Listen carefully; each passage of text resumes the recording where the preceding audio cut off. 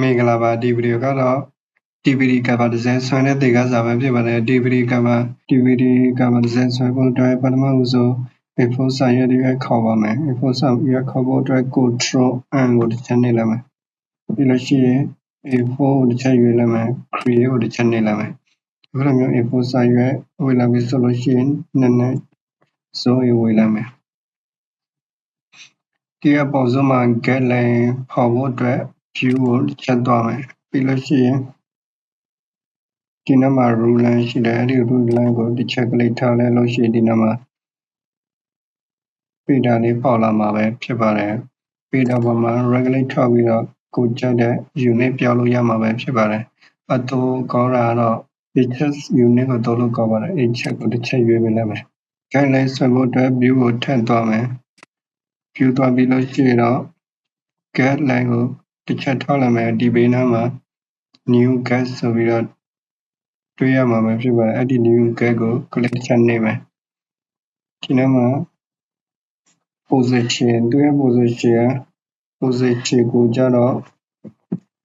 50% ကိုတော့ vertical နဲ့အရေးယူလိုက်မယ် OK ကိုတစ်ချက်နှိပ်လိုက်မယ်ဒီနားမှာအလဲတက်တက်မှာ guideline တစ်ခုရလာပြီပဲဖြစ်ပါတယ်နောက်တစ်ခါ view ကိုသွားမယ်ပြီးလို့ရှိရင်တော့ guide ပေါ်မှာ cursor ထောက်မယ်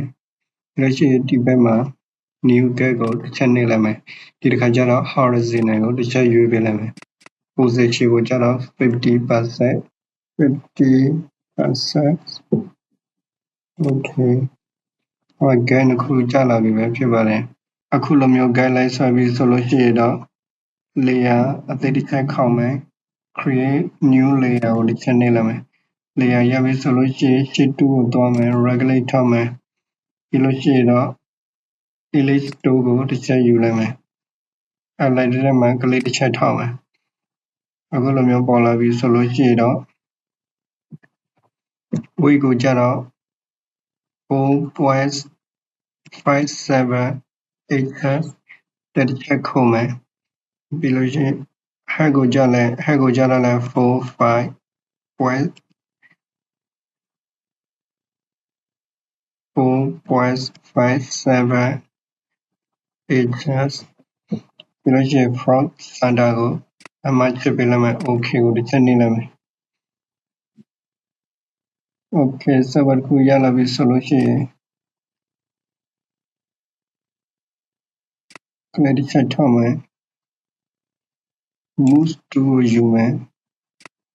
layer ကို elite layer ကို click တစ်ချက်ထောက်မယ်ပြီးလို့ရှိရင် control J နဲ့ copy ပွားလိုက်မယ်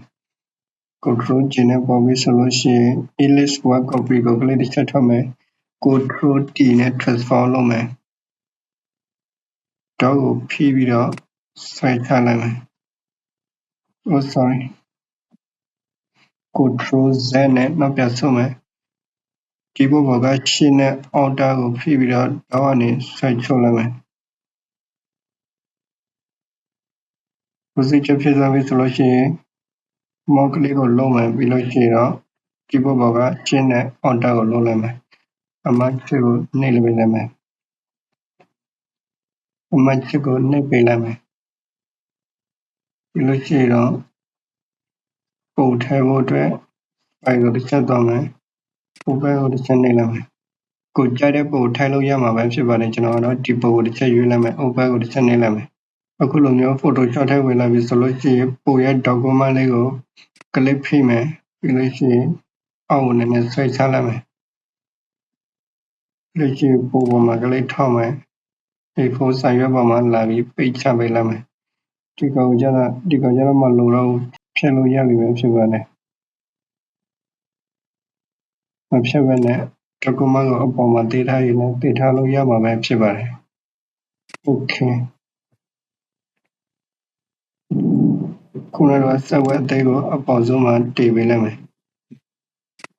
ပေါ်မှာ click တစ်ချက်ထောက်မယ် Ctrl T နဲ့ transform လုပ်မယ်အလဲကိုရွှေ့မယ်ပြီးလို့ရှိရင်တော့ဆက်နဲ့ချက်ပေးလိုက်မယ်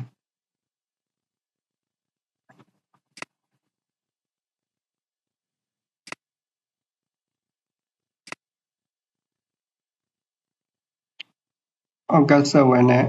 ညီဖို့အတွက် opacity ကိုနည်းနည်းလျှော့ပေးလိုက်မယ်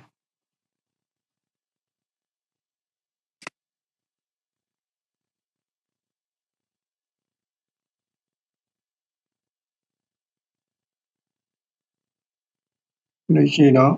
opacity ကို30ပြန်တင်မယ်အမှတ်ချက်ကိုကလေးတစ်ချက်နှိပ်လိုက်မယ်ပြီးလို့ရှိရင်ပိုရဲ့ layer ပေါ်မှာ regulate ထောက်မယ် create clipping mask ကိုတစ်ချက်နှိပ်ပေးလိုက်မယ်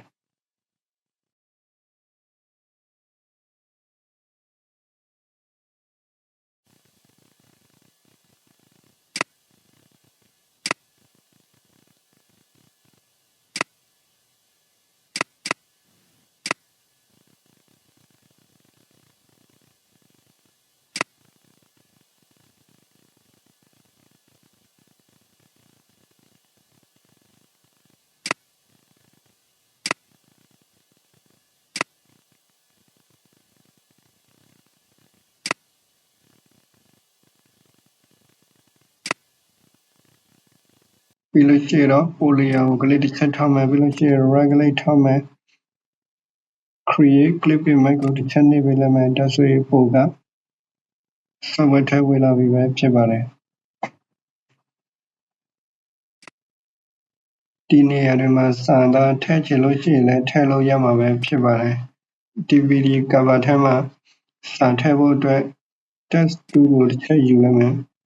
ပြီးလို့ရှိရင် color ကိုတစ်ချက်စစ်ပေးမယ်အမဲရောင်ထားပေးလိုက်မယ် OK ကိုတစ်ချက်နှိပ်လိုက်မယ်ကလေးတစ်ချက်ထောက်မယ်ပြီးလို့ရှိရင်တော့ MUSC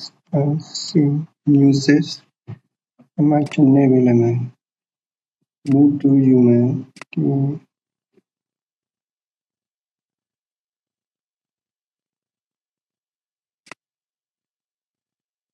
နားလေးမှာထားပေးလိုက်မယ်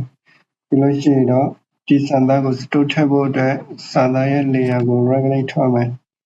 ပြီးလို့ရှိရင်ဒီနားမှာ video option ဆိုတာတစ်ချက်နှိပ်ပေးလိုက်မယ်ဘယ်လိုမျိုးဘောလေးကျလာပြီဆိုလို့ရှိရင်တော့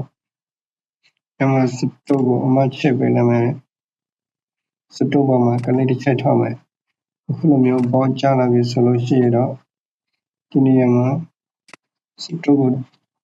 ပို့ထားပေးလိုက်မယ် inside အောက်ဆက်မှာထားပေးလိုက်မယ် store ကိုအောက်ဆက်မှာထားပေးလိုက်မယ်ပြီးလို့ရှိရင်တော့ OK ကိုတစ်ချက်နှိပ်ပေးလိုက်မယ်ပါလာကျော်ပေါ်မှာစာရေးချင်လည်းရေးလို့ရမှာပဲဖြစ်ပါတယ်ပါလာကျော်မှာစာရေးဖို့အတွက်အတူကိုတစ်ချက်ယူလိုက်မယ်ပြီးလို့ရှိရင်ဒီနားမှာကလေးတစ်ချက်ထောက်မယ်ကလေးတစ်ချက်ထောက်ပြီးတော့ပတ်လိုက်တစ်ခုဆက်ပေးလိုက်မယ်ပတ်ရလိုက်ရကိုတူဖို့အတွက်ပေါတာကိုဖြည့်တည်လိုက်မယ်ဒီနားမှာခတ်တူလေးထားပေးလိုက်မယ်ပြီးလို့ရှိရင်ဒီနားမှာကလေးတစ်ချက်ထောက်မယ်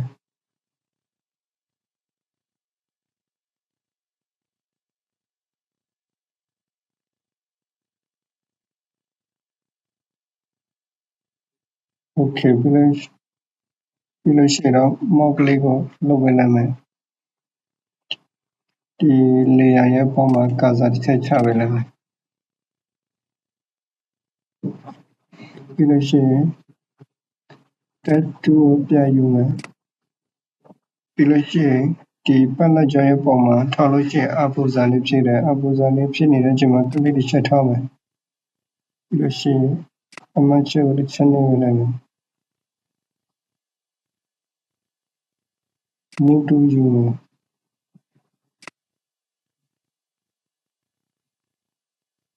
စာရဲ့အယောင်တိမပေါ်ပြနေတယ်စာအယောင်ပြောဖို့အတွက် color box ကိုတစ်ချက်ခေါက်မယ်ပြီးလို့ရှိရင်တော့ color တစ်ခုရွေးပေးလိုက်မယ် OK ဒီ DVD cover design ဆွဲတဲ့ဒီကစားကိုလည်းအားလုံးအဆင်ပြေမယ်လို့ကျွန်တော်ထင်ပါတယ်